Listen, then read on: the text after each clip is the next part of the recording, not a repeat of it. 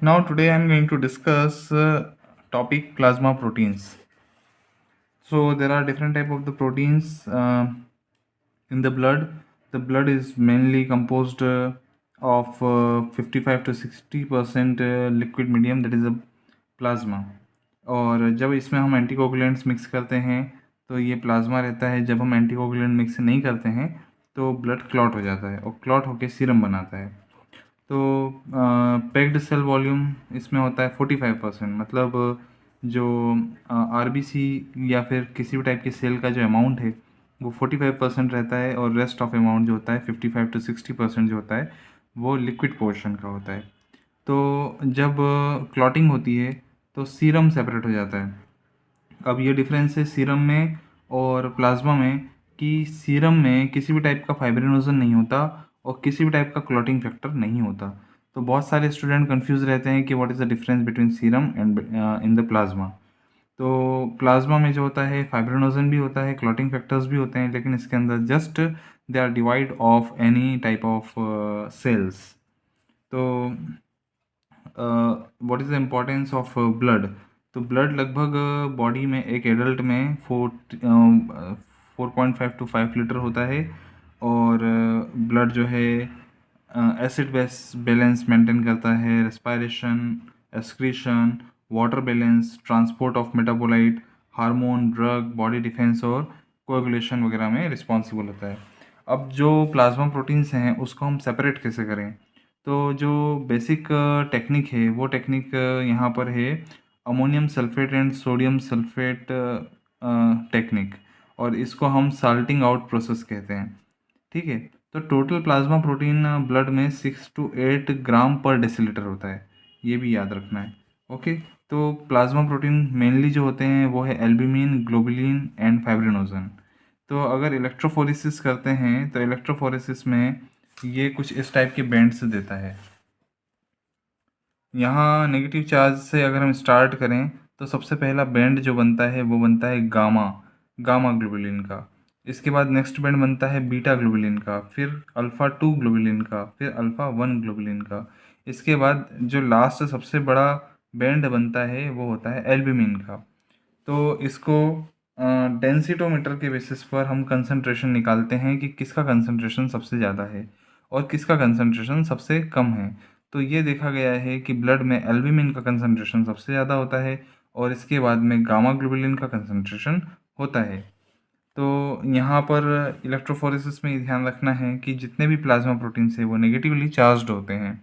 इसीलिए नेगेटिव वाले चार्ज की तरफ जब हम यहाँ वेल में कोई प्लाज्मा प्रोटीन डालते हैं या फिर हम प्लाज्मा डालते हैं और इलेक्ट्रोफोरेसिस करते हैं तो नेगेटिव नेगेटिव रिपल्शन होने के कारण ये पॉजिटिव की तरफ अट्रैक्ट होकर के इलेक्ट्रोफोरेसिस होता है.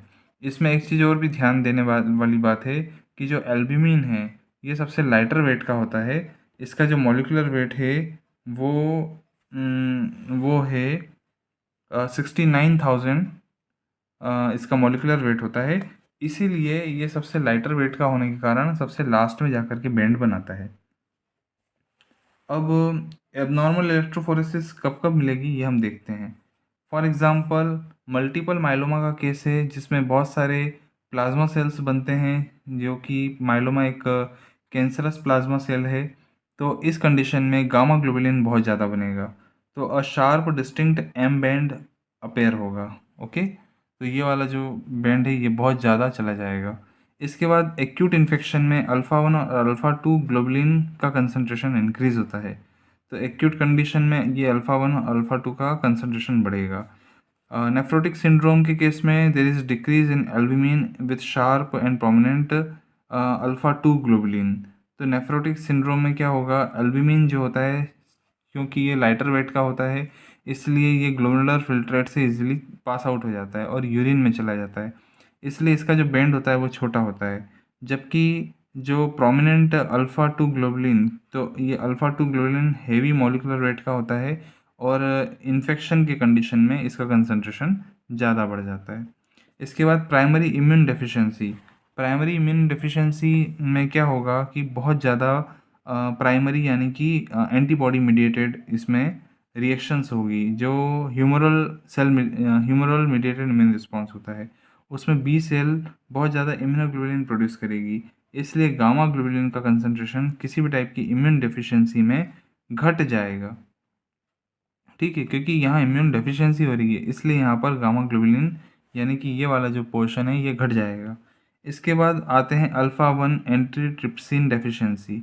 अल्फ़ा 1 एंटीट्रिप्सिन डेफिशिएंसी तब मिलती है जब डिमिनिश्ड अल्फ़ा 1 ग्लोबुलिन बैंड, तो ये जो ग्लोबुलिन का जो ये बैंड है अल्फ़ा 1 का, ये और कम हो जाएगा। ये कब मिलता है? क्योंकि जो एंटीट्रिप्सिन जैसे स्मोकिंग वगैरह जो करते हैं, तो जब स्मोकिंग करते हैं तब स्मोकिंग की कंडीशन में एंटीट्रिप्सिन प्रोटीन जो होता है वो डाउन हो जाता है। इसको हम आगे बताएंगे कि ये क्यों डाउन होता है, या फिर यहीं पर थोड़ा सा मैं बता देता हूँ कि जो एम्फाइसीमा की कंडीशन बनती है या लंग इन्फेक्शन की कंडीशन बनती है, उस कंडीशन में एंटीट्रिप्सिन जो प्लाज्मा प्रोटीन है वो डाउन हो जाता है। या लोग जो स्मोकिंग करते हैं तो उसके कारण उनके लंग्स में एम्फाइसीमा बनने की कंडीशन ज़्यादा बढ़ जाती है। ठीक है, अब हम आगे बात करते हैं एल्ब्यूमिन ग्लोबुलिन रेशियो की। तो हमें ये पता है कि एल्ब्यूमिन जो होता है और ग्लोबुलिन जो होता है वो टोटल मिला के 6 to 8 ग्राम पर डेसीलीटर होता है, तो सारे टाइप का प्रोटीन। तो यहाँ पर अगर हम केवल एल्ब्यूमिन की बात करें तो एल्ब्यूमिन 3.5 से 5 ग्राम पर डेसीलीटर होता है। ग्लोबुलिन जो होता है वो थोड़ा सा एल्ब्यूमिन से कम होता है, वो होता है 2.5 से 3.5 ग्राम पर डेसीलीटर। ऐसे में ये हमेशा जो रेशियो है, एजी रेशियो, ये हमेशा 1 के ऊपर रहता है, यानी 1.2 है, 1.5 है। तो एजी रेशियो कब डाउन होगा? एजी रेशियो तब डाउन होगा जब एल्ब्यूमिन डाउन होगा। ठीक है, एल्ब्यूमिन कब डाउन होता है? एल्ब्यूमिन एक्चुअल में लीवर से सिंथेसाइज होता है, इसलिए जब भी किसी भी टाइप की लीवर डिसीज़ होगी तो, या फिर कोई माल न्यूट्रिशन होगा, हम खाना कम खा रहे होंगे या अच्छे से न्यूट्रिशन नहीं ले रहे होंगे, तब एल्ब्यूमिन डाउन होगा और तब जो है एजी रेशियो डाउन होगा। दूसरा, एल्ब्यूमिन और कब डाउन होगा? जब किसी भी टाइप का किडनी डैमेज हुआ हो तब यूरिन में एल्ब्यूमिन जाएगा, क्योंकि मैंने आपको बताया कि एल्ब्यूमिन का जो मॉलिक्यूलर वेट है वो सबसे लाइटर होता है, इसलिए ये यूरिन में पास आउट हो जाएगा। कब? जब किडनी डैमेज होगा। तीसरा, there is increase production of globulin associated with chronic infection और मल्टीपल माइलोमा। तो ग्लोबुलिन हमेशा कब बढ़ता है? जब किसी भी टाइप का इन्फेक्शन होता है या फिर मल्टीपल माइलोमा होता है। तो इन्फेक्शन के केस में जो ग्लोबुलिन होता है वो बेसिकली किस में मिलता है? वो इम्यूनोग्लोबुलिन्स वगैरह में मिलता है। तो इस कारण से इम्यूनोग्लोबुलिन कंसंट्रेशन बढ़ेगा इन केस ऑफ क्रोनिक इन्फेक्शन और मल्टीपल माइलोमा। ऐसे में ग्लोबुलिन रेशियो बढ़ेगा, जो ग्लोबुलिन है वो बढ़ेगा, तो एजी रेशियो घटेगा। तो नॉर्मली जो है एजी रेशियो हमेशा 1 के अबाव होना चाहिए और एक हेल्दी एनिमल में या हेल्दी ह्यूमन में 1 के अबाव होना चाहिए। लेकिन ये कंडीशन डाउन होगी जब ये जो मैंने आपको बताई वो कंडीशंस बनेगी। नाउ अब मैं अलग अलग कंपोनेंट्स की बात करता हूँ प्लाज्मा के। सबसे पहले बात करता हूँ एल्ब्यूमिन। एल्ब्यूमिन लगभग 60% प्लाज्मा प्रोटीन है, जो कि 3.5 से 5 ग्राम पर डेसीलीटर होता है। इसका मॉलिक्यूलर वेट भी बहुत कम है, जो कि 69,000 है। ये लगभग 585 एमिनो एसिड चेन का बना होता है, जो कि एक सिंगल चेन है और इस चेन में 17 डाइसल्फाइड बॉन्ड्स होते हैं। इसके बाद सिंथेसिस ऑफ एल्ब्यूमिन। एल्ब्यूमिन कहाँ बनता है? एल्ब्यूमिन बनता है लीवर में, इसीलिए लीवर फंक्शन टेस्ट भी जो होता है उसमें हम एल्ब्यूमिन कंसंट्रेशन देखते हैं। लीवर लगभग 12 ग्राम एल्ब्यूमिन पर डे प्रोड्यूस करता है और ये टोटल प्रोटीन का 25% होता है, इसीलिए लीवर फंक्शन टेस्ट में इसकी बहुत ज़्यादा जो है हेल्प मिल जाती है एल्ब्यूमिन की। इसके अलावा एल्ब्यूमिन की हाफ लाइफ सिर्फ 20 दिन ही होती है। 20 दिन बाद ये जितना भी कंसंट्रेशन में ग्रो हुआ है वो हाफ हो जाता है। अब एल्ब्यूमिन का फंक्शन हम देखें तो एल्ब्यूमिन जो होता है ऑस्मोटिक फंक्शन के लिए रिस्पॉन्सिबल है, क्योंकि एल्ब्यूमिन जो है लो मॉलिक्यूलर वेट का होने के कारण 75 से 80% total plasma osmotic pressure maintain करता है। इसके अलावा जो बॉडी फ्लूइड का डिस्ट्रीब्यूशन है या ब्लड वॉल्यूम है, इसको भी मेंटेन रखने का काम करता है। तो अगर एल्ब्यूमिन कम हो जाता है तो क्या होगा? इडिमा होगा। बॉडी में जहाँ जहाँ टिश्यू स्पेसेस हैं वहाँ पर फ्लूइड रिटेंशन चालू हो जाएगा, क्योंकि ऑस्मोटिक प्रेशर मेंटेन नहीं हो पा रहा है। एक डिसऑर्डर होता है जिसको क्वाशियोरकोर डिसीज़ या डिसऑर्डर कहते हैं। ये भी क्वाशियोरकोर डिसऑर्डर जो होता है ये एडिमा ही है, पर ये कब होता है? ये तब होता है जब माल न्यूट्रिशन की कंडीशन बनती है। तो बहुत सारे बच्चों में देखा गया है क्वाशियोरकोर डिसऑर्डर, जिसमें उनको ज़्यादा मतलब प्रोटीन और एनर्जी का जो रेशियो है वो मेंटेन नहीं रह पाता है। कार्बोहाइड्रेट प्रोटीन का जो रेशियो है वो खाने में मेंटेन नहीं हो पाने से माल न्यूट्रिशन की कंडीशन बनती है। इसके बाद हम बात करेंगे, एल्ब्यूमिन जो होता है वो ट्रांसपोर्ट फंक्शन की तरह काम करता है। डिफरेंट टाइप के बायोमोलिक्यूल्स होते हैं जिनका वो ट्रांसपोर्ट करता है, जैसे कि फैटी एसिड्स हैं, बिलिरुबिन है, स्टेरॉयड हार्मोन है, कैल्शियम है, कॉपर है। फिर ऐसे एल्ब्यूमिन के अलावा और भी बहुत सारे प्लाज्मा प्रोटीन्स होते हैं जो कि ट्रांसपोर्टर की तरह काम करते हैं, जैसे कि प्री एल्ब्यूमिन है, रेटिनॉल बाइंडिंग प्रोटीन है, थायरॉक्सिन है, थायरॉक्सिन बाइंडिंग प्रोटीन है, देन ट्रांसकॉर्टिन है। इस टाइप से बहुत सारे प्रोटीन्स होते हैं। एल्ब्यूमिन का नेक्स्ट फंक्शन होता है न्यूट्रिटिव फंक्शन, हालांकि इसका इतना फंक्शन नहीं है। फिर बफरिंग फंक्शन, बफरिंग में भी हेल्प करता है लेकिन फिर भी इसका इतना फंक्शन नहीं है, क्योंकि मेन फंक्शन बफरिंग के लिए बाइकार्बोनेट बफर सिस्टम का होता है ना। ये आपको बफरिंग सिस्टम, मैंने एक वीडियो और बनाया है एसिड बेस बैलेंस का और वाटर इलेक्ट्रोलाइट बेस बैलेंस का, मैं मेरे यूट्यूब चैनल पे अवेलेबल है, आप उसको देख सकते हैं। अब एल्ब्यूमिन का क्लिनिकल सिग्निफिकेंस क्या है?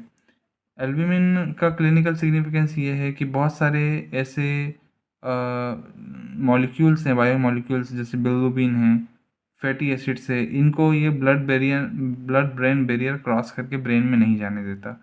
ठीक है, क्योंकि एल्ब्यूमिन जब तक है तब तक किसी भी टाइप का मॉलिक्यूल जो कि बहुत लाइट वेट का हो, जो ब्लड ब्रेन बैरियर क्रॉस कर सकता हो, उसके साथ में जब एल्ब्यूमिन जुड़ जाता है तो उसको हैवी बना देता है और ब्लड ब्रेन बैरियर को क्रॉस नहीं करने देता, नहीं तो ब्रेन डैमेज होने की संभावना बढ़ जाती। तो एल्ब्यूमिन यहाँ इसका क्लिनिकल सिग्निफिकेंस है। हाइपो एल्ब्यूमिनेमिया, यानी कि lower concentration of plasma albumin, ये कब होता है? जब माल न्यूट्रिशन की कंडीशन हो, नेफ्रोटिक सिंड्रोम हो।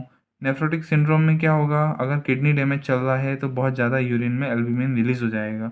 ऐसा इसलिए होगा क्योंकि इसका मॉलिक्यूलर वेट बहुत लाइट होता है और लाइट वेट का होने के कारण ये ग्लोमेरुलर फिल्ट्रेट से इजीली छन जाएगा और छनने से नेफ्रोटिक सिंड्रोम में हाइपोएल्ब्यूमिनेमिया मिलेगा। इसके अलावा सिरोसिस ऑफ लीवर, जब भी लीवर की कोई डिसीज़ होगी तब प्रोडक्शन इसका नहीं हो पाएगा एल्ब्यूमिन का और ये हाइपोएल्ब्यूमिनेमिया में कन्वर्ट हो जाएगा।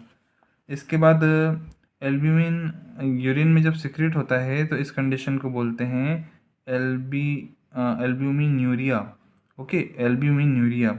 और ये नेफ्रोटिक सिंड्रोम की कंडीशन में मिलती है, जिसमें मैंने आपको ऊपर बताया।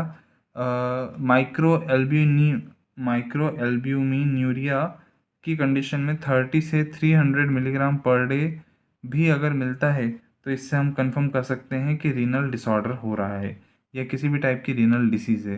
तो अगर हमें एल्ब्यूमिन यूरिन में मिलता है और वो 30 से 300 मिलीग्राम पर डे तक मिलता है, तो आप मान लीजिए कि किसी न किसी टाइप का रीनल इन्फेक्शन है, रीनल सिंड्रोम है, नेफ्रोटिक सिंड्रोम है या रीनल डिसीज़ है।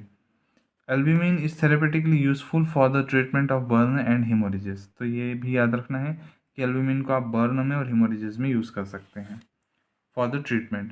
नाउ नेक्स्ट है ग्लोबुलिन। ग्लोबुलिन जब इलेक्ट्रोफोरेसिस करते हैं तो ये डिस्टिंक्ट बैंड देता है अल्फ़ा 1, अल्फ़ा 2, बीटा और गामा ग्लोबुलिन। तो ग्लोबुलिन जो होता है एक बिगर साइज़ का पार्ट प्रोटीन है और ये एल्ब्यूमिन से भी बिगर होता है। अब इसमें अलग अलग टाइप के ग्लोबुलिन होते हैं, जैसे अल्फ़ा 1 की बात कर रहे हैं तो अल्फ़ा 1 को हम कहते हैं एंटी ट्रिप्सिन, है ना। अल्फ़ा 1 को हम क्या कहते हैं? Anti trypsin. इसको एंटी ट्रिप्सिन इसलिए कहा जाता है क्योंकि ये जो होता है एंटी ट्रिप्सिन के साथ साथ एंटी प्रोटीनेज भी कहते हैं इसको, एंटी प्रोटीनेज भी कहते हैं, क्योंकि ये डिफरेंट टाइप के जो प्रोटीन्स होते हैं, जैसे सेरीन प्रोटीज इनिबिटर्स वगैरह के जैसा काम करता है। ये ट्रिप्सिन को, इलास्टेस को और अदर प्रोटीज एंजाइम को इनहिबिट करता है ना। ऐसा इसलिए ज़रूरी है क्योंकि इलास्टेज कहाँ से निकलता है? इलास्टेज निकलता है मैक्रोफेज से। तो मैं आपको भी इसका सिग्निफिकेंस बताऊंगा। अभी आप सिर्फ यहाँ ये समझ लीजिए कि अल्फ़ा 1 एंटीट्रिप्सिन जो होता है ये प्लाज्मा प्रोटीन है, जो कि एक ग्लोबुलिन है, और ये एंटी प्रोटीनेज भी होता है। और ये ग्लाइकोप्रोटीन है जो कि 394 एमिनो एसिड्स का बना होता है। इसका मॉलिक्यूलर वेट 54,000 होता है। और ये जो है इसका concentration normally 200 milligram per decilitre होता है प्लाज्मा में। और ये एक सेरीन प्रोटीज इनहिबिटर जैसा होता है, जो कि ट्रिप्सिन, इलास्टेज और अदर प्रोटीज एंजाइम्स का को इनहिबिट करता है ना, उनको वर्क नहीं करने देता। ऐसा क्यों है? तो इसका क्लिनिकल सिग्निफिकेंस पे आते हैं। ऐसा इसलिए है क्योंकि अगर एंटीट्रिप्सिन की डेफिशिएंसी हो जाती है, ये नहीं होता, तो एम्फाइसीमा होने के चांसेस बढ़ जाते हैं, पहला। और दूसरी जो मेन डिसीज़ है वो है अल्फ़ा 180 डेफिशिएंसी लीवर डिसीज़। तो बहुत सारी जो लीवर डिसीज़ हैं वो होने के चांसेस बढ़ जाते हैं। तो एम्फाइसीमा में क्या होता है? एम्फाइसीमा हम तब कहते हैं जब लंग्स में एयर बहुत ज़्यादा बढ़ जाए, तो एबनॉर्मल डिस्टेंशन ऑफ लंग्स हो जाए, इसको हम कहते हैं एम्फाइसीमा। तो लगभग 5% एम्फाइसीमा के केसेस में ये देखा गया है कि अल्फ़ा 1 एंटीट्रिप्सिन हार्मोन एंजाइम जो प्रोटीन है वो कम है। ठीक है। तो ऐसा इसलिए होता है क्योंकि लंग्स में जब भी इन्फेक्शन होता है तब मैक्रोफेजेस की क्वांटिटी बढ़ जाती है। और मैक्रोफेजेस क्या करता है? इलास्टेज रिलीज़ करता है, जो कि टिश्यू को डैमेज करता है। तो इस लंग टिश्यू को डैमेज करता है। तो इस इलास्टेज को रोकने के लिए हमें एंटीट्रिप्सिन की ज़रूरत पड़ती है। एंटीट्रिप्सिन होने पर ये इलास्टेज अपनी एक्टिविटी नहीं कर पाता, लेकिन जब भी इसकी डेफिशिएंसी होगी, लंग टिश्यू का डैमेज होगा और एम्फाइसीमा होगा। दूसरी कंडीशन है effect of smoking on alpha 1 antitrypsin. तो जो स्मोकर होते हैं उनकी स्मोकिंग के कारण क्या होता है? अल्फ़ा 1 एंटीट्रिप्सिन जो प्रोटीन है, इसमें 358 पोजीशन पे जो मिथ्योनिन होता है, ये जो एमिनो एसिड है इसका ऑक्सीडेशन हो जाता है। और इसका ऑक्सीडेशन होकर के मिथ्योनिन कन्वर्ट हो जाता है मिथ्योनिन सल्फॉक्साइड में। और मिथ्योनिन सल्फॉक्साइड जैसे ही बनता है, ये एंटीट्रिप्सिन जो है इसकी एक्टिविटी कम हो जाती है और it can not bind to other proteases. जब ये दूसरों से बाइंड नहीं हो पाएगा, तो ऐसी कंडीशन में जो स्मोकर होते हैं उनके इसमें अल्फ़ा 1 एंटीट्रिप्सिन डेफिशिएंसी हो जाती है। और इसके कारण ये जो स्मोकर होते हैं ये जो मैंने ऊपर बताया आपको, एम्फाइसीमा वगैरह के लिए बहुत ज़्यादा प्रॉन हो जाते हैं, बहुत ज़्यादा रिस्पॉन्सिबल हो जाते हैं। इसके बाद नेक्स्ट आते हैं alpha 1 antitrypsin deficiency and liver disease. तो इसमें क्या होता है कि अल्फ़ा 1 एंटीट्रिप्सिन का म्यूटेशन हो जाता है, और म्यूटेशन होने के कारण जो पॉलीमर बनता है इसका, वो पॉलीमर लीवर को डैमेज करता है और हेपेटाइटिस करता है। इसके अलावा ये जो पॉलीमर होता है ये कोलेजन का भी एक्युमुलेशन कर देता है, जिसके कारण जो है फाइब्रोसिस होती है। और लीवर में जब फाइब्रोसिस होती है उसको हम सिरोसिस कहते हैं। तो ये था हमारा अल्फ़ा 1। अब हम बात करेंगे अल्फ़ा 2 माइक्रोग्लोबुलिन की। माइक्रोग्लोबुलिन का मेन जो काम होता है वो है एंटीकोगुलेंट की तरह काम करना। और साथ में अल्फ़ा 2 माइक्रोग्लोबुलिन बहुत सारे प्रोटीजेस की एक्टिविटी को भी इनहिबिट करता है। तो इसका मॉलिक्यूलर वेट बहुत ज़्यादा होता है, ये लगभग 8 लाख इसका मॉलिक्यूलर वेट होता है। और अल्फ़ा 2 फ्रैक्शन जो होता है वो मेजर कंस्टिट्यूएंट है प्लाज्मा के अंदर। तो जब भी नेफ्रोटिक सिंड्रोम होता है तब इसका कंसंट्रेशन बढ़ जाता है। ऐसा क्यों होता है? ऐसा इसलिए होता है क्योंकि पहली बात तो ये कि इसका मॉलिक्यूलर वेट ज़्यादा है, तो इसको छोड़ कर के बचे हुए जितने भी प्रोटीन होते हैं, प्लाज्मा प्रोटीन, वो जो स्मॉलर मॉलिक्यूलर वेट के होते हैं वो यूरिन में पास आउट हो जाते हैं। ऐसे में plasma concentration of alpha 2 microglobulin बहुत ज़्यादा हो जाता है। तो अब इसके बाद हम बात करते हैं नेक्स्ट हिपेटोग्लोबिन। तो हिपेटोग्लोबिन होता है वो, उसका मॉलिक्यूलर वेट 90,000 होता है। इसको हम एक्यूट फेस प्रोटीन भी कहते हैं। और ये जो है जनरली एक्यूट फेस प्रोटीन या हिपेटोग्लोबिन का कंसंट्रेशन किस कंडीशन में बढ़ता है? जब भी इन्फ्लेमेटरी कंडीशन होती है, इस कंडीशन में ही एक्यूट फेस प्रोटीन का कंसंट्रेशन बढ़ता है। एक्यूट फेस प्रोटीन को हम हिपेटोग्लोबिन भी कहते हैं। तो हिपेटोग्लोबिन का फंक्शन अब हम जान लेते हैं क्या होता है। तो ये जो हिपेटोग्लोबिन होते हैं ये जब भी आरबीसी डिग्रेडेशन होता है तो हीमोग्लोबिन के साथ में बाइंड हो जाते हैं और एक कॉम्प्लेक्स बनाते हैं, और हीमोग्लोबिन को जो है यूरिन से निकलने नहीं देते, क्योंकि क्या होता है, हीमोग्लोबिन बहुत इंपॉर्टेंट है, इसमें हीम होता है, ग्लोबुलिन होता है, और अगर ये यूरिन से स्क्रीड आउट हो जाएगा तो बॉडी को बहुत ज़्यादा आयरन की और ग्लोबुलिन की ज़रूरत पड़ने लग जाएगी। तो ये क्या करता है, हिपेटोग्लोबिन इनके साथ बाइंड होता है, इससे मॉलिक्यूलर वेट भी बढ़ जाता है। मॉलिक्यूलर वेट लगभग बाइंड होने पर 1,55,000 हो जाता है। ठीक है, तो अगर हम केवल हीमोग्लोबिन का मॉलिक्यूलर वेट देखें तो सिर्फ 65,000 होता है। तो बाइंडिंग होने पर ये डबल हो जाता है जस्ट, और इस कारण से ये यूरिन में एक्सक्रीट आउट नहीं होता। Clinical significance of haptoglobin. तो हिपेटोग्लोबिन का क्लिनिकल सिग्निफिकेंस ये है कि जब भी हीमोलाइटिक एनीमिया होता है उस कंडीशन में ये कंसंट्रेशन में बहुत डिक्रीज़ हो जाता है प्लाज्मा में। अब ये सोचने वाली बात है कि भाई जब हीमोलाइटिक एनीमिया होता है तब ऐसे में तो बाइंडिंग होना चाहिए हिपेटोग्लोबिन की हीमोग्लोबिन के साथ, तो इसका कंसंट्रेशन बढ़ना चाहिए, लेकिन ऐसा नहीं है। ऐसा इसलिए नहीं है क्योंकि जो हाफ लाइफ है वो हिपेटोग्लोबिन की 5 डेज़ की होती है ना। Half life of haptoglobin is 5 days, लेकिन हिपेटोग्लोबिन और हीमोग्लोबिन का जब कॉम्प्लेक्स बनता है तो इसकी हाफ लाइफ सिर्फ 90 मिनट्स की होती है, इससे ज़्यादा नहीं होती। 90 मिनट्स मतलब 1.5 घंटा। अब क्या होता है, जैसे ही हीमोलिटिक एनीमिया हुआ तो जितना भी फ्री हिपेटोग्लोबिन होता है वो इस हीमोग्लोबिन के साथ बाइंड हो जाता है, और जैसे इसकी बाइंडिंग होती है, जो फ्री हिपेटोग्लोबिन है, फ्री हिपेटोग्लोबिन, तो प्लाज्मा में फ्री हिपेटोग्लोबिन का कंसंट्रेशन तो कम हो गया। अब पहले तो ऐसे कम हो गया क्योंकि बाइंडिंग हो गई। दूसरा क्या होता है, अब इसका 90 मिनट्स की हाफ लाइफ बची क्योंकि कॉम्प्लेक्स बन गया, तो ये कॉम्प्लेक्स भी जो है बहुत जल्दी प्लाज्मा में क्लियर हो जाता है।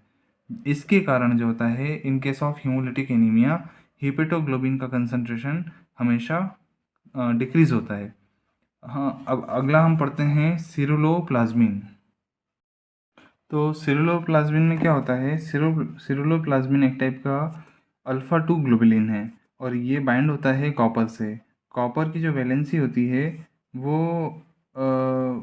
लगभग कॉपर के 6 एटम्स ऑफ कॉपर जो होते हैं वो एक मॉलिक्यूल ऑफ सिरुलोप्लाज्मिन से बाइंड होते हैं, यानी कि सिरुलोप्लाज्मिन 6 कॉपर मॉलिक्यूल के साथ बाइंड हो सकता है। तो इसमें ये देखा गया है कि अगर सिरुलोप्लाज्मिन इजीली कॉपर के साथ बाइंड हो जाता है और प्लाज्मा में ये रहता है, तो ऐसी कंडीशन में कॉपर किसी भी टाइप का जो है डैमेज नहीं करता। कॉपर जो है इसका हाई एब्जॉर्प्शन होता है फ्रॉम द इंटेस्टाइन, और जब ये कॉपर इंटेस्टाइन से एब्जॉर्ब होता है और अगर there is a deficiency of the ceruloplasmin, तो ऐसी कंडीशन में ये जो कॉपर है डिफरेंट ऑर्गन्स में जैसे कि किडनी में, ब्रेन में, लीवर में डिपॉजिट हो जाता है और फिर इनका डैमेज करता है। तो इस कंडीशन को हम बोलते हैं विल्सन्स डिसीज़।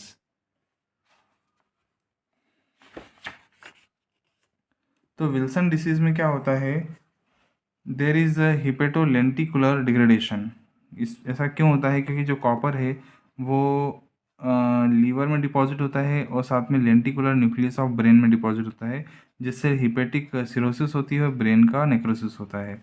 इसके बाद ये देखा गया है कि जब किडनी डैमेज होता है, क्योंकि कॉपर जो है किडनी में भी डिपॉजिट होता है, तो किडनी में डिपॉजिट होने पर किडनी से डिफरेंट टाइप के glucose, peptides, amino acids, haemoglobin, ये सभी जो है यूरिन में एक्सक्रीट आउट हो जाते हैं। इसके बाद intestinal absorption of copper is very high, तो ऐसे में कॉपर का डिपोजिशन बढ़ता चला जाता है। अब विल्सन्स डिसीज़ का रीज़न क्या है, क्यों होता है ऐसा? पहला ये है कि या तो सिरुलोप्लाज्मिन का सिंथेसिस प्रॉपर नहीं हो पा रहा है, इम्पेयर्ड हो रहा है, तो वो कॉपर के साथ बाइंडिंग नहीं हो पा रही है उसकी, है ना। दूसरा रीज़न ये हो सकता है कि जो इंटेस्टाइनल एक्सक्रीशन है ऑफ कॉपर ये बहुत कम हो रहा हो और कॉपर जो है बहुत ज़्यादा डिपॉजिट हो रहा हो। ऐसी अब कंडीशन में ट्रीटमेंट क्या देना चाहिए? ट्रीटमेंट होता है पेनिसिलामिन। पेनिसिलामिन एक नेचुरली कॉपर चिलेटिंग एजेंट है। जब हम पेनिसिलामिन देते हैं तो ये कॉपर का चिलेटिंग कर देता है, और यही ट्रीटमेंट है विल्सन डिसीज़ का। तो हम यहाँ बात कर रहे हैं सिरुलोप्लाज्मिन की। तो सिरुलोप्लाज्मिन लगभग 90% कॉपर के साथ बाइंड होता है, जबकि 10% एल्ब्यूमिन ही है जो कॉपर के साथ बाइंड होता है। कॉपर हमारी बॉडी में बहुत ज़रूरी है, डिफरेंट टाइप की जो ऑक्सीडाइज एक्टिविटी हैं इनके लिए बहुत ज़रूरी होता है। तो सिरुलोप्लाज्मिन जब कॉपर के साथ बाइंड होता है तो ये ऑक्सीडाइज एक्टिविटी के लिए रिस्पॉन्सिबल होता है। अब इसके बाद नेक्स्ट प्रोटीन है ट्रांसफेरिन। अब हम बात करेंगे ट्रांसफेरिन की। तो ट्रांसफेरिन जैसा नाम से ही समझ में आ रहा है कि फेरिन यानी आयरन और ट्रांस यानी कि आयरन का ट्रांसपोर्ट करने वाला। तो ये ट्रांसफेरिन एक आयरन ट्रांसपोर्टर होता है। इसका ये ग्लाइकोप्रोटीन है जो कि प्रोटीन के साथ ग्लाइकोजन मोइटी से जुड़ा होता है, और साथ में इसका मॉलिक्यूलर वेट 76,000 होता है। ये बीटा ग्लोबुलिन फ्रैक्शन है, और ये स्पेशली यूज़ होता है for the transportation of iron in the circulation. अब हम नेक्स्ट बात करते हैं एक्यूट फेस प्रोटीन की। Acute phase protein acute phase response जब भी होता है, so acute phase response refers to as a non specific response to the stimulus of infection. तो ये कोई स्पेसिफिक रिस्पॉन्स नहीं है किसी भी इन्फेक्शन के लिए, ये एक नॉन स्पेसिफिक रिस्पॉन्स है। मतलब जैसे ही इन्फेक्शन हुआ तो एक नॉन स्पेसिफिक रिस्पॉन्स क्रिएट होगा। डिफरेंट टाइप के प्रोटीन्स का कंसंट्रेशन कुछ का बढ़ेगा कुछ का घटेगा। जिनका बढ़ेगा उसको हम कहते हैं एक्यूट फेस प्रोटीन, जिनका घटेगा वो होते हैं वो दूसरे टाइप के प्रोटीन्स होते हैं, वो एक्यूट फेस प्रोटीन नहीं होते। तो ये स्टिमुलस क्या हो सकता है? इन्फेक्शन हो सकता है, इंजरी हो सकता है, वेरियस इन्फ्लेमेटरी कंडीशंस हो सकती हैं, है ना। ये इन्फेक्शन जो इन्फ्लेमेटरी कंडीशन है किसी टिश्यू ऑर्गन स्पेसिफिक हो सकती है, या फिर कैंसर हो सकता है। तो इन सब कंडीशन में कुछ स्पेशल टाइप के प्रोटीन होते हैं, उनका कंसंट्रेशन बढ़ जाता है। This phase is associated with the characteristic pattern of change in the certain plasma protein, collectively refers to as acute phase protein. जैसे अल्फ़ा एंटीट्रिप्सिन, इसका जो है सिरुलोप्लाज्मिन है, कॉम्प्लीमेंट प्रोटीन्स हैं, सी रिएक्टिव प्रोटीन्स हैं, है ना, इनके पैटर्न में चेंज हो जाता है। During the acute phase synthesis of certain plasma protein decreases. तो कुछ कुछ कंडीशन में कुछ प्लाज्मा प्रोटीन का कंसंट्रेशन कम हो जाता है, और वो कौन से हैं? वो नेगेटिव एक्यूट फेज रिएक्टेंट कहलाते हैं। तो कुछ पॉजिटिव एक्यूट फेज रिएक्टेंट होते हैं, कुछ नेगेटिव एक्यूट फेज रिएक्टेंट होते हैं। तो जैसे एल्ब्यूमिन है, ट्रांसफेरिन है, इनका कंसंट्रेशन घट जाता है। ठीक है, एल्ब्यूमिन और ट्रांसफेरिन का कंसंट्रेशन घट जाता है, और जो आपका एंटीट्रिप्सिन है, सिरुलोप्लाज्मिन है, कॉम्प्लीमेंट प्रोटीन्स हैं, सी रिएक्टिव प्रोटीन्स है, इनका कंसंट्रेशन जो ये नॉन स्पेसिफिक स्टिमुलस होने पर बढ़ जाता है। तो out of other acute phase protein में जो CRP है यानी कि सी रिएक्टिव प्रोटीन है, ये मेजर कंपोनेंट है ऑफ एक्यूट फेस प्रोटीन का। इसमें हम सी रिएक्टिव प्रोटीन इसलिए कहते हैं क्योंकि जो सी है that is a carbohydrate. Okay, और ये कार्बोहाइड्रेट किसका है? This is a carbohydrate of capsule of pneumococci. तो जो न्यूमोकोकाई का जब इन्फेक्शन होता है तब उस कंडीशन में उसका जो कैप्सूलर कार्बोहाइड्रेट होता है उसके साथ में इसकी बाइंडिंग होती है। ठीक है, इसलिए इनको हम सी रिएक्टिव प्रोटीन्स कहते हैं। तो तब से इसका नाम ही सी रिएक्टिव प्रोटीन पड़ गया। लेकिन अब ये है कि अब किसी भी टाइप का इन्फेक्शन होता है या किसी भी टाइप का ट्रॉमा है, किसी भी टाइप की इंजरी है, तब इस सी रिएक्टिव प्रोटीन का कंसंट्रेशन सबसे ज़्यादा होता है। इसका नॉर्मल प्रोडक्शन जो होता है वो लीवर में होता है, और ये बहुत ही माइन्यूट कंसंट्रेशन में लगभग less than 1 milligram per decilitre होता है। It is very minute in concentration and it is less than 1 milligram per decilitre. Okay, so ये करता क्या है? ये क्या करता है? It involves in promotion of immune system through the activation of complement cascade. अब आपको पता है कॉम्प्लीमेंट कैस्केड अगर स्टार्ट हो गया तो क्या करता है? ये मैक कॉम्प्लेक्स बनाता है, MAC यानी मेम्ब्रेन अटैक कॉम्प्लेक्स। तो कॉम्प्लीमेंट कैस्केड के बारे में अगर आपको डिटेल पढ़ना है तो आप इसको भी जो है मेरे वीडियोस हैं उनमें आप देख सकते हैं, पढ़ सकते हैं, या फिर आप बुक्स हैं उनको एक बार आप पढ़ें, उसके अंदर ये मैक कॉम्प्लेक्स बनता है। तो कॉम्प्लीमेंट कैस्केड एक्टिवेट करता है ये। अब एस्टिमेशन ऑफ CRP इसलिए इम्पॉर्टेंट हो जाता है क्योंकि फॉर एग्ज़ाम्पल अगर हमने सर्जरी की तो सर्जरी की कंडीशन, सपोज़ कीजिए कि इंडिविजुअल एनिमल है, तो उसमें जो CRP कंसंट्रेशन है वो नॉर्मल लेवल ये चला, जो कि लगभग 9 दिन में नॉर्मल ही रहा। लेकिन अगर इन्फेक्शन होता है तो इन्फेक्शन की कंडीशन में ये नॉर्मल से और ऊपर चला जाता है, तो इसका कंसंट्रेशन CRP का बढ़ेगा। लेकिन अगर हमने सर्जरी कर ली या फिर इन्फेक्शन का ट्रीटमेंट कर लिया तो ये CRP वापस से घट के 10-11 दिन के अंदर नॉर्मल हो जाता है। लेकिन अगर इन्फेक्शन फिर भी कंटिन्यू है तो CRP का लेवल नहीं घटेगा। तो इससे हमें पता चलता है कि CRP के लेवल से कि क्या इन्फेक्शन गया या क्या इन्फेक्शन नहीं गया। इसलिए CRP एक डायग्नोस्टिक पॉइंट ऑफ व्यू से बहुत इम्पॉर्टेंट प्रोटीन है और एक इम्पॉर्टेंट एक्यूट फेस प्रोटीन है। नाउ अब हम बात करते हैं इम्यूनोग्लोबुलिन्स की। तो इम्यूनोग्लोबुलिन जो होते हैं वो इम्यूनिटी प्रोवाइड करते हैं और ये ह्यूमरल इम्यूनिटी प्रोवाइड करते हैं, ठीक है। तो एक होता है CMI, एक होता है HMI। तो ये HMI यानी कि ह्यूमरल मीडिएटेड इम्यूनिटी प्रोवाइड करते हैं। ये बी सेल्स से सिक्रीट होते हैं और जब बी सेल इसको सिक्रीट करती है तो हम उसको प्लाज्मा सेल्स कहते हैं। तो ये तो बेसिक कॉन्सेप्ट है, आई थिंक मुझे इस पे ज़्यादा डिटेल बोलने की ज़रूरत नहीं है। अब मैं यहाँ पर आपको ये बताना चाहूँगा कि ये एंटीबॉडीज़ का वर्क क्या होता है। ये डिफरेंट टाइप के जो फॉरेन पार्टिकल्स हैं जैसे कि बैक्टीरिया है, वायरस है, इसको बाइंड करते हैं, इसको न्यूट्रलाइज करते हैं। कभी कभी एंटीबॉडी जो है ऑप्सोनाइजेशन करते हैं ताकि फेगोसाइटोसिस हो सके। दूसरा एंटीबॉडीज सेल मीडिएटेड जो एंटीबॉडीज़ होते हैं वो कंप्लीमेंट एक्टिवेशन का काम करते हैं और कंप्लीमेंट मीडिएटेड लाइसिस भी करते हैं। तो ये जो चीज़ें हैं मैं आपको यहाँ इतना डिटेल नहीं बताऊँगा। अगर आपको ये समझना है तो मैंने जो वीडियो बनाया है उसमें आप जाकर देख सकते हैं। मेरे कुछ बेसिक कॉन्सेप्ट ऑफ इम्यूनोलॉजी ऐसे करके एक वीडियो है, उसको आप सर्च करें, उसमें आपको एंटीबॉडी का डिटेल एक्शन भी मिल जाएगा। यहाँ मैं इसका स्ट्रक्चर आपको बता देता हूँ। तो एंटीबॉडीज़ जो होती है उसमें एक लाइट चेन होती है, ये देखिए अंदर एक लाइट चेन जा रही है, और हैवी चेन होती है। तो ये एंटीबॉडी जो है इसको इम्यूनोग्लोबुलिन कहते हैं, जो कि टेट्रामर होता है। ओके, तो टेट्रामर में दो लाइट चेन्स होती हैं और दो हैवी चेन्स होती हैं। यहाँ पर ये बताना ज़रूरी है कि immunoglobulin specialised group of protein होता है जो कि गामा ग्लोबुलिन फ्रैक्शन का बना होता है। लेकिन ऐसा नहीं है कि पूरा का पूरा immunoglobulin gamma fraction of globulin का ही बना हो, क्योंकि ये जब इम्यूनोग्लोबुलिन को हम इलेक्ट्रोफोरेसिस करते हैं तो इसमें कुछ पार्ट अल्फ़ा ग्लोबुलिन का भी होता है, कुछ पार्ट बीटा ग्लोबुलिन का भी होता है। इसीलिए यहाँ पर मैं आपको ये बताना चाहूँगा कि gamma globulin is a just a physical term. लेकिन अगर इम्यूनोग्लोबुलिन कहेंगे तो ये केवल गामा ग्लोबुलिन नहीं है, it is A functional term. और इम्यूनोग्लोबुलिन में अल्फ़ा ग्लोबुलिन, बीटा ग्लोबुलिन और गामा ग्लोबुलिन तीनों टाइप के ग्लोबुलिन होते हैं। अब स्ट्रक्चर जो है ये मैंने अभी आपको बताया कि इम्यूनोग्लोबुलिन मॉलिक्यूल दो आइडेंटिकल हैवी चेन का और दो आइडेंटिकल लाइट चेन का बना होता है।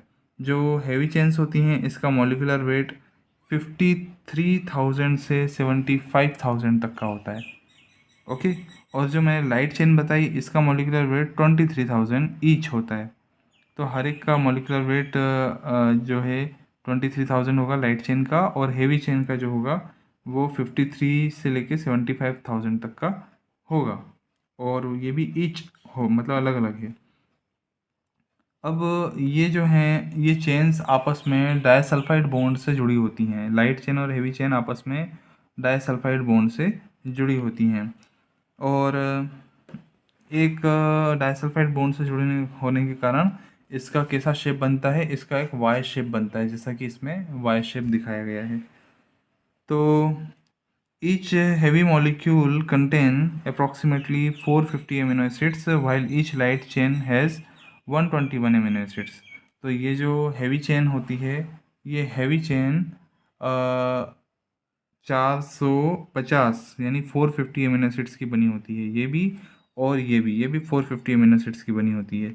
और जो लाइट चेन होती है वो 212 एमिनो एसिड्स की बनी होती है, ये भी 212 एमिनो एसिड्स की बनी हुई है। अब जो हैवी चेन है वो कार्बोहाइड्रेट से लिंक्ड होती है। देखिए यहाँ पर ये कार्बोहाइड्रेट से लिंक्ड है, तो इसीलिए कार्बोहाइड्रेट से लिंक्ड होने के कारण इनको हम ग्लाइकोप्रोटीन भी कहते हैं। तो मतलब प्रोटीन प्लस ग्लूकोज मोइटी है ना, कार्बोहाइड्रेट मोइटी, तो इसलिए हम इसको ग्लाइकोप्रोटीन भी कहते हैं। कांस्टेंट और वेरिएबल रीजन्स की अब हम बात करें, तो ये जो आपको ब्लू कलर के दिख रहे हैं ये वेरिएबल रीजन है, और ये जो आपको ये भी ब्लू कलर का वेरिएबल रीजन है, और ये जो रेड कलर का है ये कांस्टेंट रीजन है। तो ईच चेन, जिसको एल यानी कि लाइट चेन और एच यानी हैवी चेन, यहाँ देखिए एल यानी लाइट चेन लिखा है और एच यानी हैवी चेन। तो each light and heavy chain of immunoglobulin having two reasons, namely the constant and variable. तो कांस्टेंट रीजन रेड कलर का है, वेरिएबल रीजन लाइट कलर का, ब्लू कलर का है। तो ऐसे दो कलर के रीजन्स होते हैं। While amino terminal half of the light chain is variable, जहाँ पर एमिनो टर्मिनल जुड़ा हुआ है ये वेरिएबल रीजन है, और जहाँ पर जो कार्बोक्सी टर्मिनल है, ये कार्बोक्सी टर्मिनल जुड़ा हुआ है, तो इसीलिए ये वाला रीजन हेवी रीजन है। ठीक है, तो 1/4 of the amino terminal region is variable. तो ये अगर आप एक इम्यूनोग्लोबुलिन को 4 भागों में बांटें, तो 1 पीस, 2 पीस, 3 पीस और 4 पीस, तो इसमें लिखा हुआ है कि ये वाली जो चेन है ये वेरिएबल हेवी चेन है क्योंकि हेवी चेन गई है, और ये कांस्टेंट है तो ये कांस्टेंट हेवी चेन है, कांस्टेंट हेवी चेन 2 है, और ये कांस्टेंट हेवी चेन 3 है। तो CH1, CH2 और CH3 ऐसे लिखा हुआ है। तो ये 4 पीस का जो एक चेन है, तो इसमें हम ये कह सकते हैं कि 1/4 of the amino acid terminal region is variable, and 2/3 of immunoglobulin या फिर चेन इज कांस्टेंट। ठीक है, तो जो एमिनो एसिड्स हैं,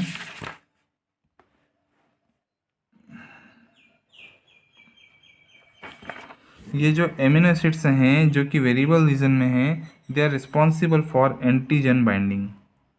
ओके, इसके अलावा एक साइट होता है जिसको जहाँ पर दो हैवी चेन्स आपस में बाइंड होती हैं, उसको हिंज रीजन कहते हैं, और ये हिंज रीजन डाइसल्फाइड बॉन्ड्स का बना होता है, और this is a good site for reaction with the पेपेन।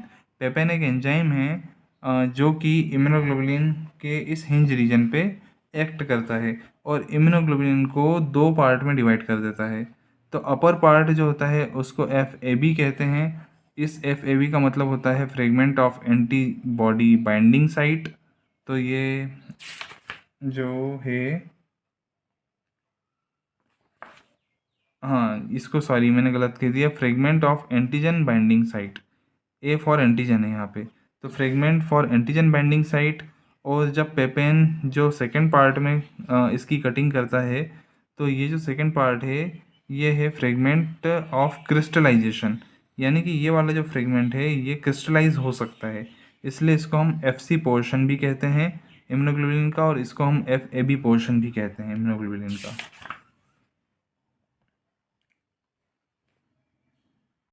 Now अब एक एक इम्यूनोग्लोबुलिन के बारे में डिस्कस करते हैं। तो ह्यूमंस में लगभग 5 टाइप के इम्यूनोग्लोबुलिन्स होते हैं, और इनका नाम जो होता है इसमें जो हेवी चेन है उसके नाम के आधार पर दिया गया है। जैसे IgG में गामा चेन होती है, IgA में अल्फ़ा चेन होती है, IgM में म्यू चेन होती है, IgD में डेल्टा चेन होती है, और IgE में एप्सिलॉन चेन होती है।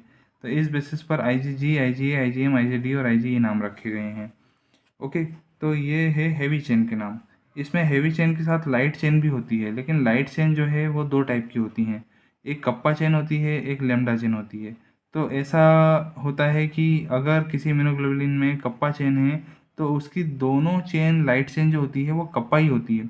ऐसा नहीं है कि एक कप्पा है और एक लैम्डा है, दोनों चेन जो है कप्पा चेन होती है। अगर वो लैम्डा चेन है, जैसे मैं ये लाइट चेन्स की बात कर रहा हूँ, तो अगर ये लैम्डा चेन है तो ये दोनों चेन लैम्डा चेन ही होगी, या फिर दोनों चेन कप्पा चेन ही होगी। तो देखा ये गया है कि जो कप्पा चेन है वो मोस्ट एबंडेंट चेन है, सबसे ज़्यादा यही मिलती है। जो लेमडा चेन है वो सबसे कम मिलने वाली चेन है। तो अब सबसे पहले हम बात करते हैं आईजीजी के बारे में। आईजीजी मोस्ट एबंडेंट इम्यूनोग्लोबुलिन है, लगभग प्लाज्मा में 75 से 80% यही इम्यूनोग्लोबुलिन मिलता है। और इसके बारे में बताऊं कि सबसे पहला जो इम्यूनोग्लोबुलिन इन्फेक्शन के लिए आता है वो होता है हमारा आईजीएम। लेकिन आईजीएम का कंसंट्रेशन बहुत ज़्यादा समय तक नहीं रहता, उसके जस्ट बाद में हमारा जो सेकेंड इम्यूनोग्लोबुलिन होता है वो होता है आईजीजी। तो आईजीजी ही सबसे ज़्यादा मेजॉरिटी में मिलने वाला है। हालांकि ये होता है मोनोमर। मोनोमर मतलब एक सिंगल ही वाई शेप होता है इसमें। और दूसरी इसकी खासियत ये है कि ये ब्लड वेसल से आना जाना कर सकता है। तो इट कैन ट्रेवर्स ब्लड वेसल, इसलिए ये क्या होता है कि ब्लड वेसल को भी क्रॉस कर लेता है। तो आईजीजी प्लासेंटा को क्रॉस करके मदर से फीटस में जाता है और फीटस को इम्यूनिटी देता है। तो आईजीजी का मेन काम क्या होता है, जो फॉरेन सेल का डिस्ट्रक्शन है उसको करना। तो फॉरेन सेल मतलब सीधा जैसे कैंसर सेल है तो, या ऐसी सेल जिसमें वायरस है, तो वो फॉरेन सेल में कन्वर्ट हो जाती है, इसलिए ऐसी सेल का डिस्ट्रक्शन आईजीजी से होता है। साथ में आईजीजी और आईजीएम ये दोनों कम्प्लीमेंट एक्टिवेटर हैं, ये कम्प्लीमेंट एक्टिवेशन करते हैं।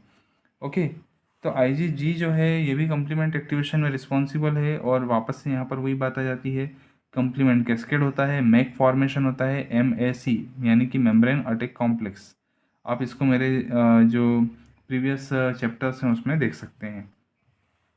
दूसरा होता है इम्यूनोग्लोबुलिन आईजीए। आईजीए भी एक मोनोमर हो सकता है या फिर डायमर हो सकता है, यानी कि इसमें दो अलग अलग वाई चेन होती है।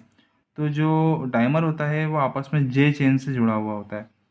तो इसमें हालांकि यहाँ पर किसी भी इम्यूनोग्लोबुलिन का मॉलिक्यूलर वेट नहीं बताया है, ये मैं बता देता हूँ। आईजीजी जो होता है वो 150 किलो डाल्टन का होता है।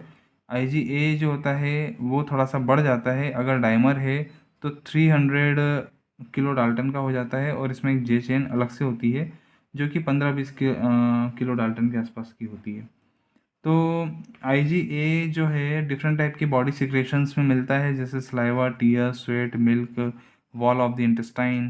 तो ऐसे में जब फीटस को ब्रेस्ट फीडिंग कराई जाती है, जब न्यू बॉर्न बेबी को ब्रेस्ट फीडिंग कराई जाती है मदर की, तो ब्रेस्ट फीडिंग में सबसे ज़्यादा कोलेस्ट्रम में मिलने वाला जो इम्यूनोग्लोबुलिन है वो आईजीए है।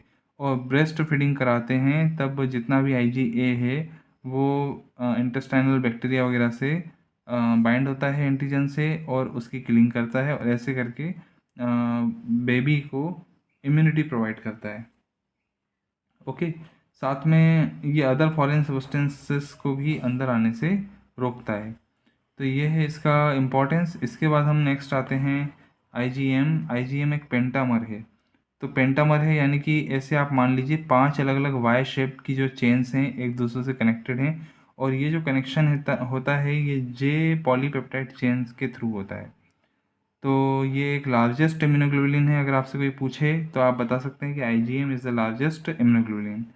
दूसरा ये है कि लार्जेस्ट होने के कारण ये को ब्लड वेसल को क्रॉस नहीं कर पाता है, इसलिए ये कभी भी मिल्क में या फिर प्लासेंटा से ट्रांसफ़र नहीं हो पाता है। तो आईजीएम जो है प्राइमरी एंटीबॉडीज़ है। जब भी नॉन स्पेसिफिक अगर इम्यूनिटी प्रोवाइड करना हो तो आईजीएम कुछ दिन के लिए सबसे पहले आईजीएम ही आता है फॉर द प्रोटेक्शन और for the effective against the micro organisms. इसमें आईजीएम में ये है कि 5 अलग अलग वाई शेप की इम्यूनोग्लोबुलिन जुड़ी है। पेंटामर होने के कारण ये 10 अलग अलग टाइप के एंटीजन से बाइंड हो सकता है, या फिर ये कहें कि 5 एंटीजेनिक साइट्स होती हैं। ओके।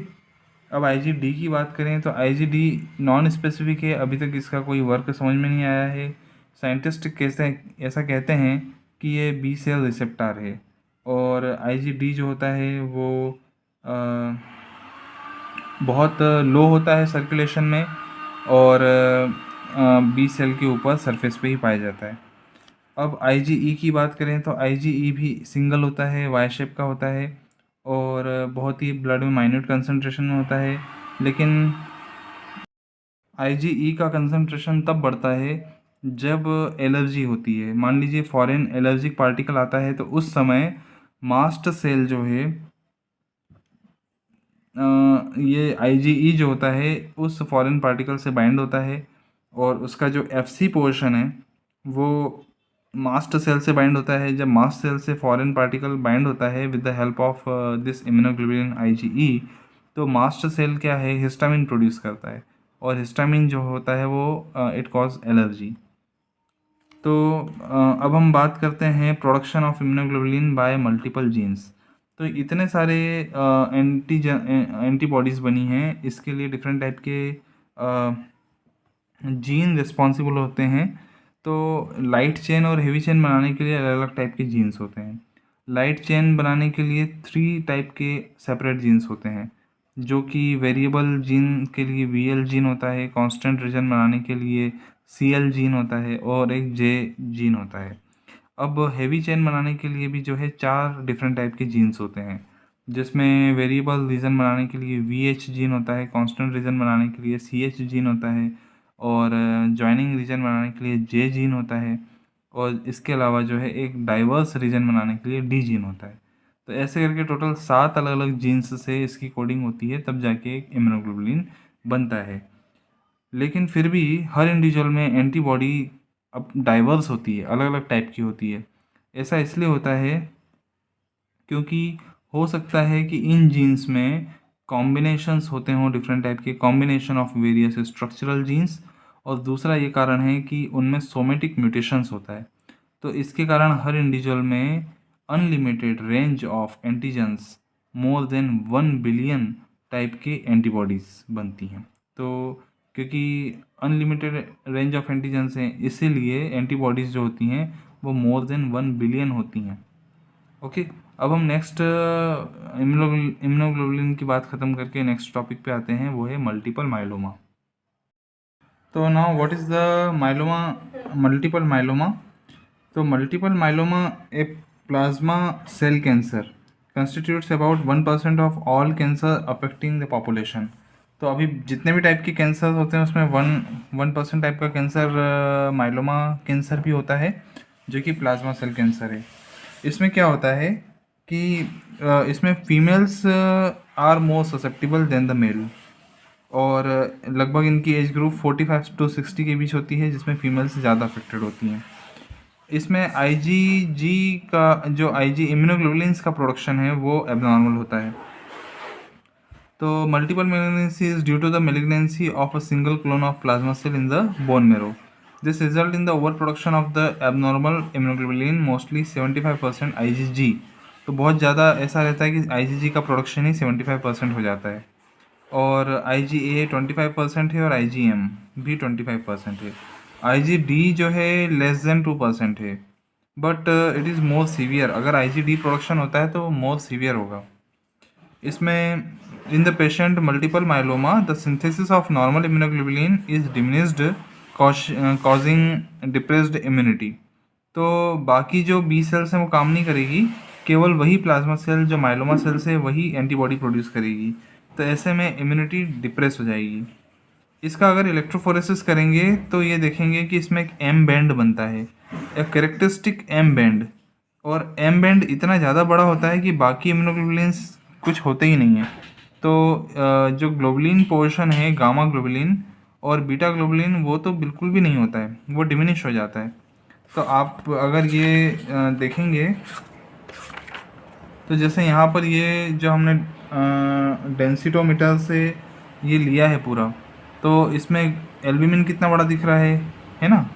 उसके बाद गामा ग्लोबुलिन कितना बड़ा दिख रहा है, पर ये ख़त्म हो जाएगा गामा ग्लोबुलिन, और यहाँ पर एक M बैंड बहुत बड़ा अलग ही दिखाई देगा। अब इसमें बात करते हैं बेंस जॉन्स प्रोटीन की। तो हेनरी बेंस जॉन्स ने सबसे पहले 1847 में इस प्रोटीन को डिस्क्राइब किया था। उन्होंने बताया कि माइलोमा के केस में जो कप्पा और लेमडा टाइप की जो लाइट चेन्स होती हैं उसका प्रोडक्शन बहुत ज़्यादा हो जाता है, और वो इतना ज़्यादा हो जाता है कि वो यूरिन में भी एक्सक्रीट आउट होने लगता है। तो यूरिन में वो रीनल ट्यूबुलर का डैमेज करता है, और इसके अलावा वो जो है उसका मॉलिक्यूलर वेट जो होता है वो 20,000 से 40,000 का होता है ना। और ये 20% पेशेंट में माइलोमा के केस में ये मिलता है। दूसरा है, हम बात करते हैं एमाइलाइडोसिस की। तो यही वाला जो बेंस जॉन्स प्रोटीन है ये डिफरेंट जगह डिपॉजिट हो जाता है और इसमें ये लाइट चेन फ्रेगमेंट डिपॉजिट होते हैं। एक्चुअल में बेंस जॉन्स ने तो इसको यूरिन में देखा था, इसलिए वहाँ पर हम इसको बेंस जॉन्स प्रोटीन कहते हैं। बाकी जब यही लाइट चेन के फ्रेगमेंट्स अलग अलग बॉडी के पार्ट में जैसे लीवर, किडनी, इंटेस्टाइन में डिपॉजिट होते हैं तो इसको हम जो है एमाइलाइडोसिस कहते हैं। ओके, अब यूरिन में हम इन बेंस जॉन्स प्रोटीन को कैसे देख सकते हैं? तो पहला मेथड होता है इलेक्ट्रोफोरेसिस का। दूसरा मेथड होता है क्लासिकल हीट टेस्ट। इसमें ऐसा होता है कि जब हम यूरिन को बहुत गर्म करते हैं 40 to 50 डिग्री सेंटीग्रेड पे, तो ये जो प्रोटीन है ये प्रेसिपिटेट हो जाता है। लेकिन जैसे ही हम बॉइलिंग बंद करते हैं और कूल करते हैं तो वापस से कूल करने पर ये वापस से रीडिज़ोल्व हो जाता है। तो इस टाइप से ये क्लासिकल हीट टेस्ट होता है। मैं इसको पढ़ता हूँ एक बार। Involves the precipitation of Bence Jones protein when slightly acidified urine is heated to 40 to 50 degree centigrade. This precipitate redissolved on further heating of urine to boiling point. It reappear again on the cooling urine to about 70 degree centigrade. तो मतलब boiling point पे जब आप उसको गर्म करते हैं, हो सकता है वो 100 डिग्री तक भी जाता होगा, पर आप जैसे ही उसको कूल करेंगे तो वापस से वो प्रोटीन्स अपेयर होने लग जाएंगे। इसके बाद इसमें दूसरी एक चीज़ इन्होंने बताई है कि ये यूरिन कैसा होना चाहिए, एसिडिफाइड यूरिन होना चाहिए। तो आप पीएच चेक कर लें उसका, नहीं हो तो हल्का सा HCl मिला के उसको एसिडिफाइड कर दें। इसके बाद नेक्स्ट मेथड आती है ब्राड शॉ टेस्ट। तो ब्राड शॉ टेस्ट में क्या होता है कि हम कंसनट्रेटेड HCl पर यूरिन की लेयर बनाते हैं और ये जो यूरिन की लेयर होती है ये कंसनट्रेटेड HCl पे वाइट रिंग देती है। तो अगर वाइट रिंग दे रही है that means Bence Jones protein are present. तो बेंस जॉन्स प्रोटीन केवल एक टर्म है specially for protein if the present in the urine, तो इसलिए हम बेंस जॉन्स प्रोटीन कहते हैं। ओके, तो ये था हमारा multiple myeloma. Now next topic is the blood clotting. Blood clotting तब होती है जब भी कभी इंजरी होती है और लॉस ऑफ ब्लड होता है। ब्लड क्लॉटिंग एक बॉडी का डिफेंस मैकेनिज्म है अगेंस्ट ब्लड लॉस। तो 20 टाइप के डिफरेंट ग्लाइकोप्रोटीन्स होते हैं जो कि लीवर में सिंथेसाइज होते हैं, जो कि ब्लड क्लॉटिंग के फैक्टर्स हैं और ब्लड क्लॉटिंग के लिए रिस्पॉन्सिबल हैं।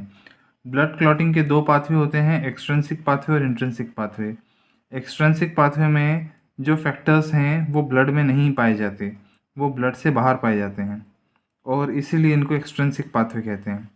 और इंट्रिंसिक पाथवे में जो फैक्टर्स हैं वो that is they are present in the blood, वो ब्लड में प्रेजेंट होते हैं।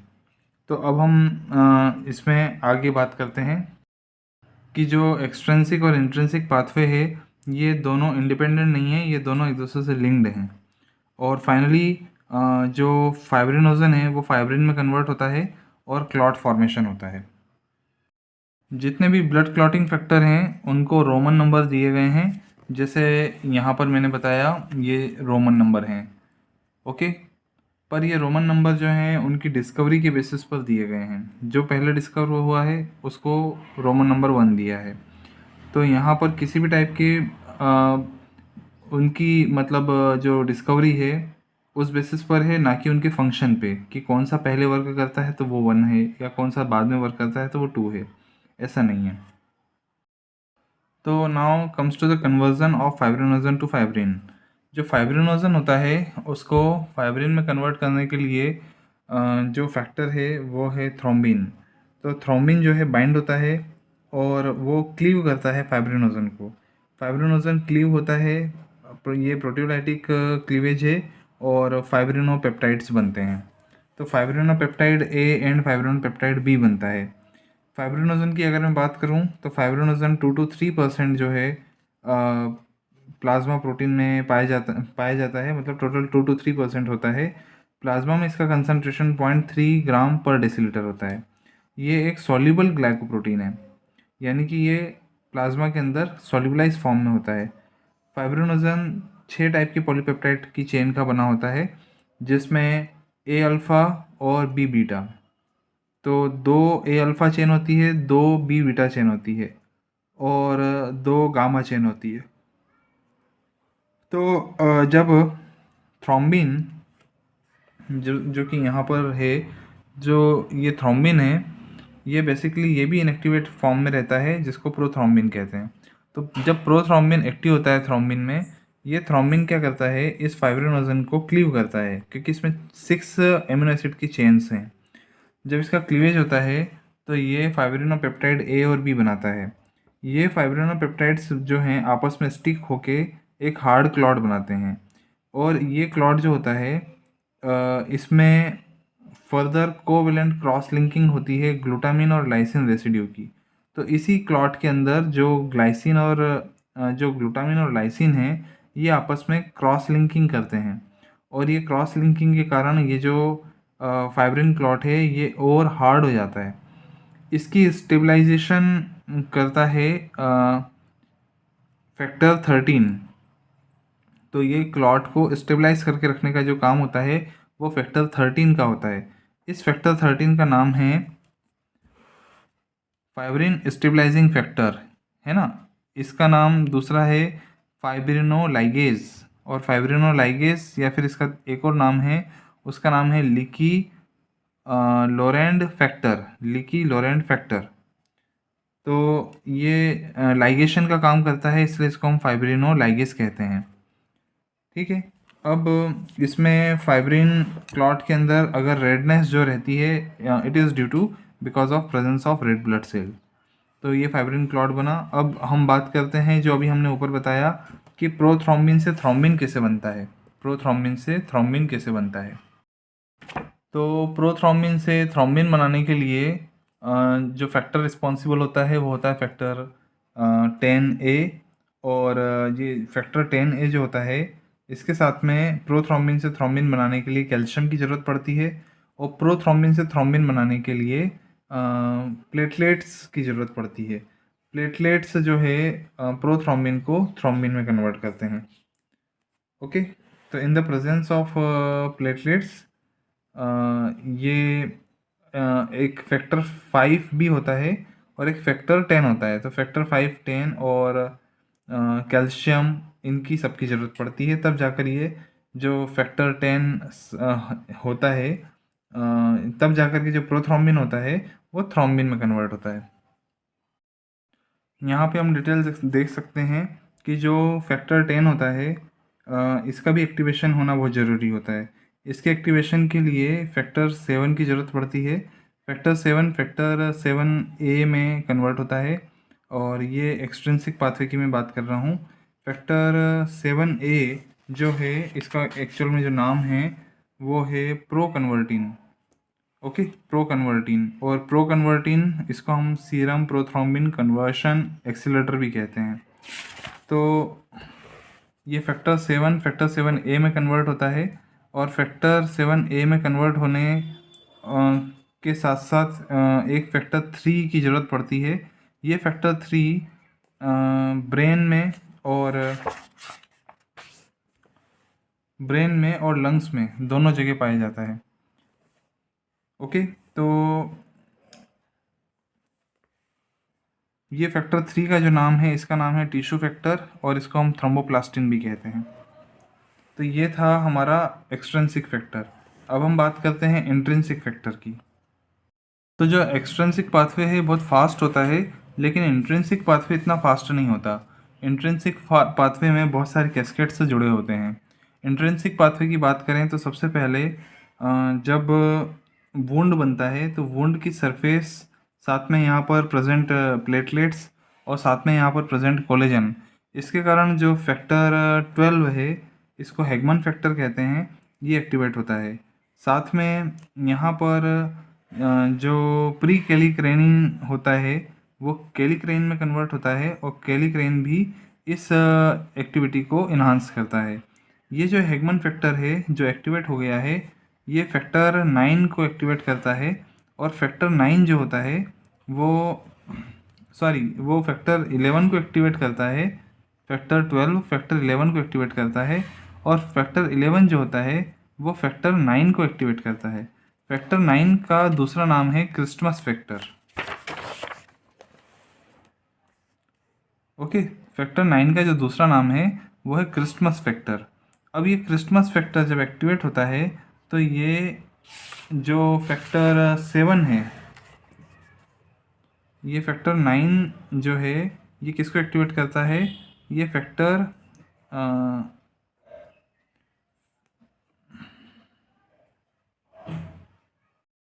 सॉरी, ये एक्टिवेट नहीं होता एक्चुअल में। ये एक्टिवेट नहीं करता, ये एक्टिवेट होता है फैक्टर 7 से। तो जो फैक्टर 9 है वो फैक्टर 9A में कन्वर्ट होता है, और ये दो चीज़ों से एक्टिवेट होता है। पहला तो मैंने आपको बताया कि फैक्टर 11 से एक्टिवेट होता है, और दूसरा ये फैक्टर 7 से एक्टिवेट होता है। जो फैक्टर 7 है इसको हम यहाँ प्रो कन्वर्टिंग कहते हैं। ठीक है, अब ये फैक्टर 9 जो है ये फैक्टर 10 को एक्टिवेट करता है। यहाँ ये जो फैक्टर 10A है ये एक्चुअल में स्टुअर्ट फैक्टर कहलाता है, और ये फैक्टर साथ में एक्टिवेशन के लिए इसकी भी ज़रूरत पड़ती है।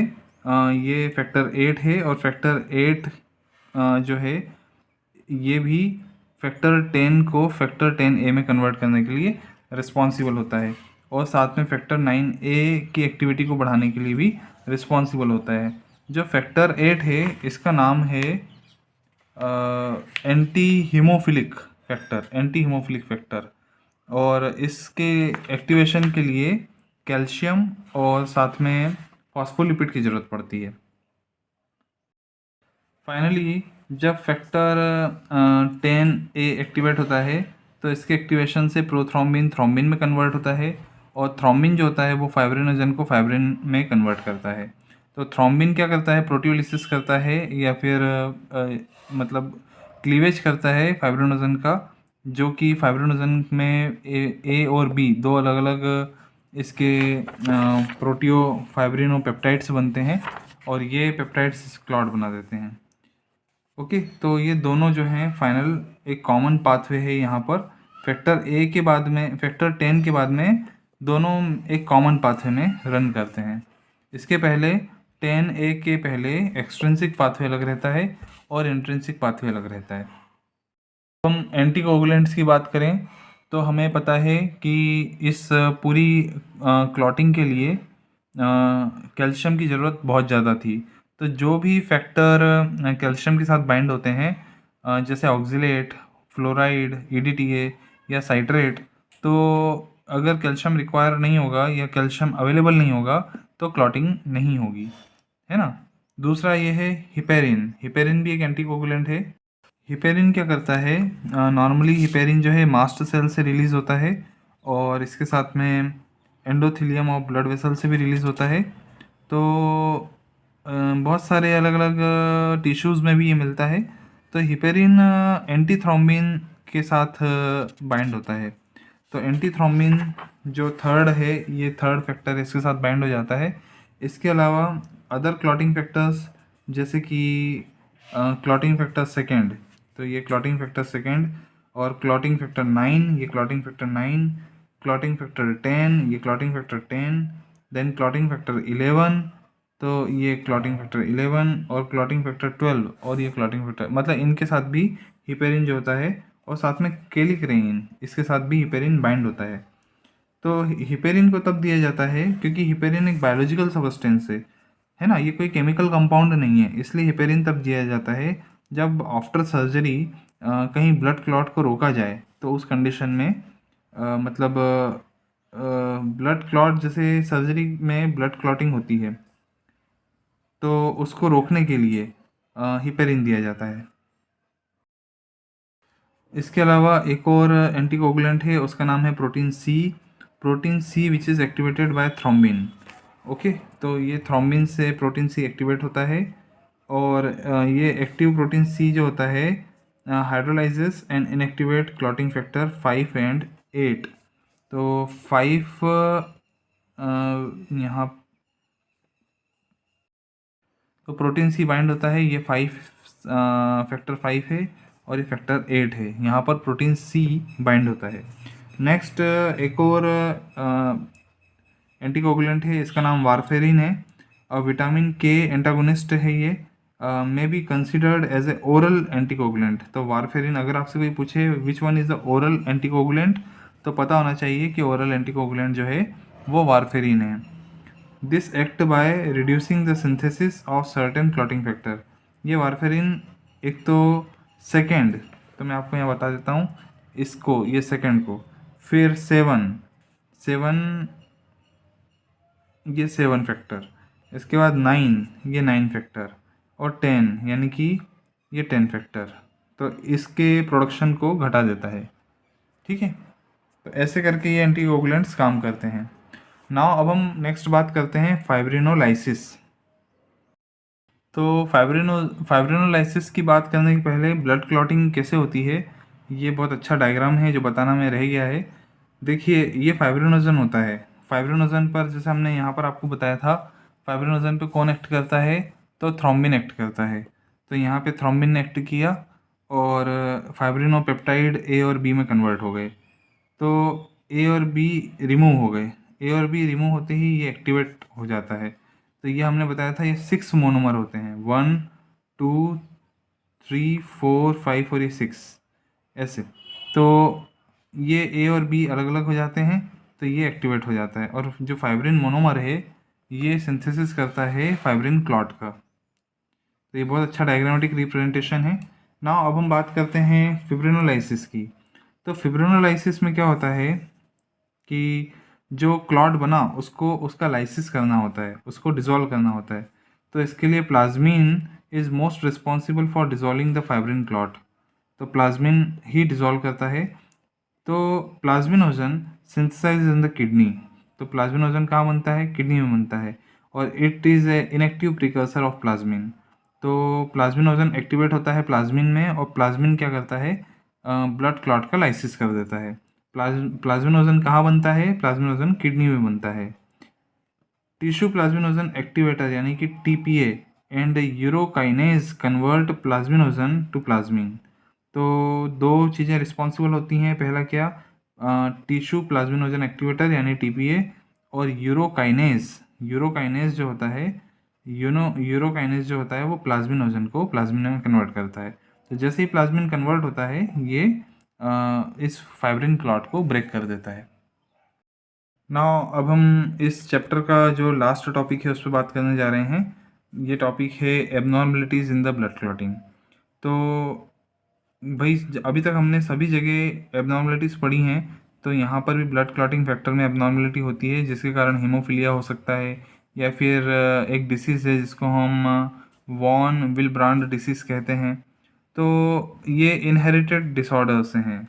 ओके, कुछ एक डिसीज़ है जिसको हम ए फाइब्रिनो जेनेमिया कहते हैं, ये एक्वायर्ड डिसीज़ है। तो इसमें दो टाइप का क्लासिफिकेशन हो गया। जो इनहेरिटेड डिसीज़ है, इनहेरिटेड डिसीज़ है जैसे कि हीमोफीलिया और वॉन विलब्रांड, ये इनहेरिटेड डिसीज़ है। और एक्वायर्ड डिसीज़ में आती है ए फाइब्रिनो जेनेमिया। तो इसमें हम सबसे पहले पढ़ेंगे इनहेरिटेड डिसीज़। इनहेरिटेड डिसीज़ में आता है हीमोफीलिया ए, इसको हम क्लासिकल हीमोफीलिया कहते हैं।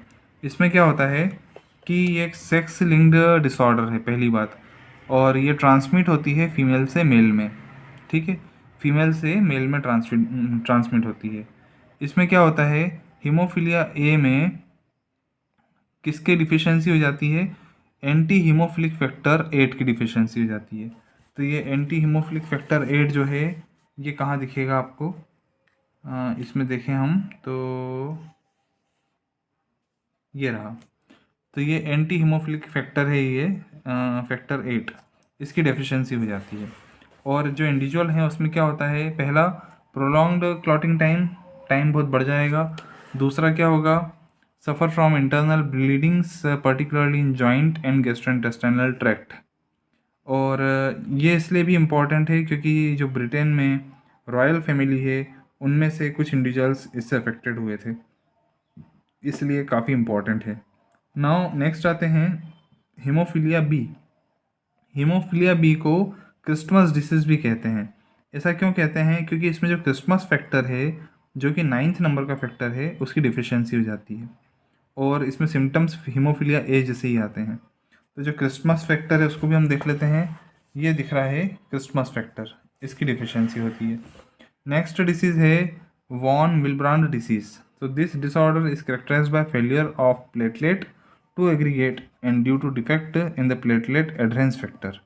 तो आपस में प्लेटलेट्स जो हैं एग्रीगेट नहीं हो पाते, जहाँ पर है वहीं के वहीं रह जाते हैं। इसको हम कहते हैं वॉन विल्ब्रांड डिसीज़।